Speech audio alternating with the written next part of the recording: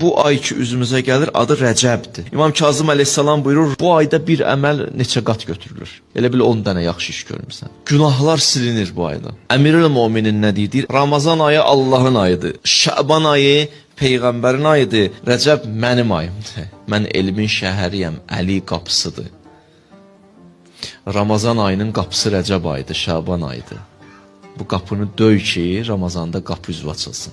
Bir dənə sizə hədisi qüdsi deyim. Hədisi qüdsi bilirsiniz nədir? Yəni Allahdan. Allah nə deyir? Bu ayı ip qərar vermişəm özümlə bəndələr arasında. İpdir. Tutun, ucalın mənə tərəf. Mən sizə deyim, o ayın gecəsi bir dua var, onu duanı eləyərsiniz. Onu duadır, məsələn, tutaq ki, 4-cü gün cümə axşamıdırsa, 3-cü gün axşam neyin? Bu duanı eləyərsiniz. Bu duanı Peyğəmbər eləyərmiş. İndi siz ərəbcə bilməsiniz, Azərbaycanca deyin. 4-cü gün Rəcəbdirsə, axşam, 3-cü gün axşam bu duanı eləyərsiniz. Kənən nəbi izə dəxələ Rəcəb qal. Elə ki, Rəcəb ayı daxil olsa, deyərdi, Allahümmə barik lənə fi Rəcəb və Şəban. İlahi, bu 2 ayı mənə mübarək elə. Barik. Lənə, bu Rəcəb ayı da mənə mübarək qərar ver, Şabanı da mənə mübarək elə. Davamına deyərdi, bəlliğnə Ramazan, məni Ramazana çatdır. Yəni, sən çatdırmasan, mən çatmaram ki o aya. Yəni, mənə ömür ver ki, o ayı da neyiniyim, oruçdur. Bəlliğnə Ramazan. Allahım, Ramazan ayını nəsib elə. Dua budur. Və o gecəni əhya saxlaya bil söz nə gözəl. Əhya saxlaya bil söz nə gözəl. Elə bil ki, 3-cü gecədən 4-ə keçən gecə.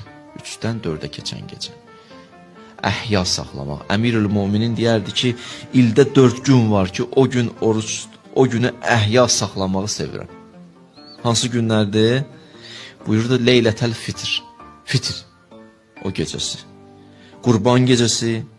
Ondan sonra deyirdi, Şəban ayının 15-i və Rəcəb ayının ilk gecəsi. Yəni 3-cü gün gecə bir insan əgər əhya saxlaya bilsə, əhya nədir? Oyaq qalasan da, oyaq qalıb ibadət eləyəsən. Da oyaq qalıb kinoya baxmaq yoxdur, otur neyinə, biraz ibadət elə. İbadət elə, itaət elə, Allahla danış, razı niyaz elə, sabah gəlir, mühüm bir ay gəlir, mühüm bir qonaq gəlir sənə nəzərə al. Rəcəb ayı gəlir sənə tərəf. Onu qarşıla. Və 1-ci günü inşallah nəsib olsa 4-cü gün, yəni qüsul almaq tövsiyə olunur. 1, ortası və axırı qüsul almaq. Hədisdə var kim o günləri, 3 günü, 1-ci günü, ortası və axırı qüsul alsa, bu səbəbdir ki, Allah onun günahlarını bağışlayır.